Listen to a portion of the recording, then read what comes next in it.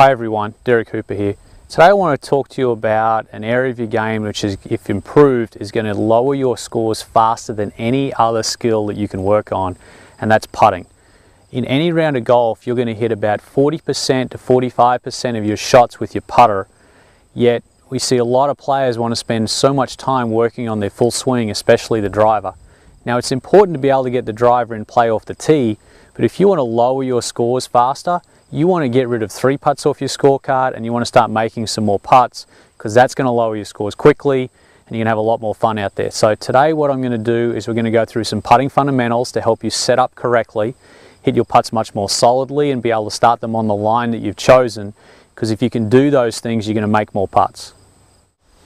The key to being a good putter is being able to set up in a way that you can, number one, aim the putter at your intended target, and then second of all, make a stroke so the putter returns to that position at impact and thus start the ball on your intended line.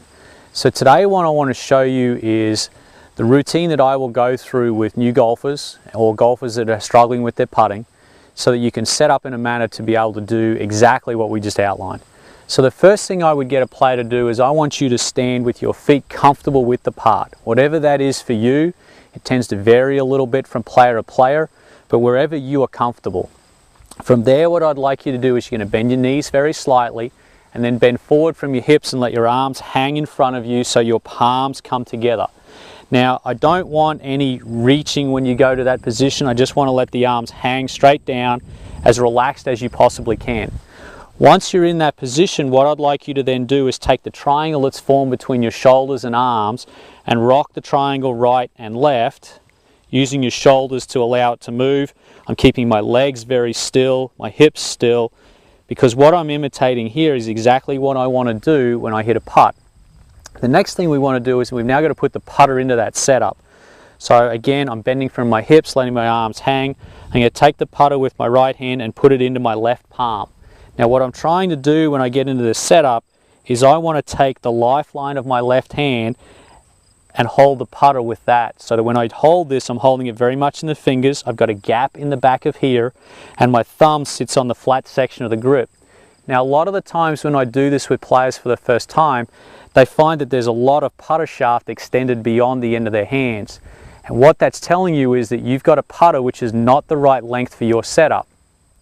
So one of the issues that I see with players is that they want to change their natural setup to fit the length of the putter.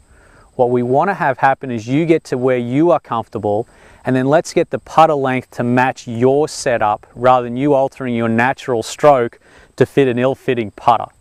So again, I'm bending forward, my arms are hanging. I'm going to take that lifeline of my left hand and rest it on the side of the putter with my left thumb sitting on the flat section of the grip. Next thing, I'm going to take my right arm where it was hanging and let it sit just slightly below the left, so that I've got both palms opposing each other in the setup, so it looks like this, and my thumbs are on the flat section of the grip. Now there's a multitude of ways for you to link those two hands. I'm happy for you to go ahead and play around a little bit with that, as long as you get the lifeline on the side of the hand here and the thumbs are on top, you're going to be okay. The other thing I'm then looking for from down the line is that I want to see the shaft matching the angle of my forearm. If the shaft matches the angle of the forearm, it's going to mean that I can, number one, move the putter on a plane where the club face is going to stay square to the arc. It's not going to rotate open and close too much. And from that position too, I can't use my wrist too much to move the putter offline. It's much easier to keep those wrists quiet, which is what we want to have happen. So from that grip, then what I want to do is I'm going to rock my shoulders to move the putter. There's no hand motion in this at all. The only action the hands are performing is they're holding onto the club so it doesn't fall out of my hands. Putter moves right and left due to my shoulders rocking. The drill I've got set up here, which I would start with new players, is I found a dead straight putt on the green. And I've got my alignment rods down, so I've got the outside rod is pointing at the right edge of the hole, the inside rod is pointing at the left edge. The point of this drill is to help players get used to the fact of, well, where is the putter face at address? This is a dead straight putt.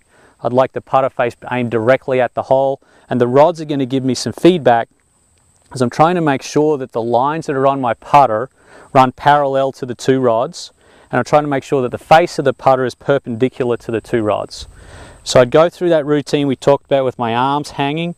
I'm going to feel that putter moving backwards and forwards due to my shoulders. When I address the ball, I want to put my right foot in first and aim the putter at the hole. Once I'm happy with where the putter face is aimed, I put my left foot in and right foot away to take my stance. I'm going to have one last look at the hole, and then I'm going to go ahead and complete the stroke.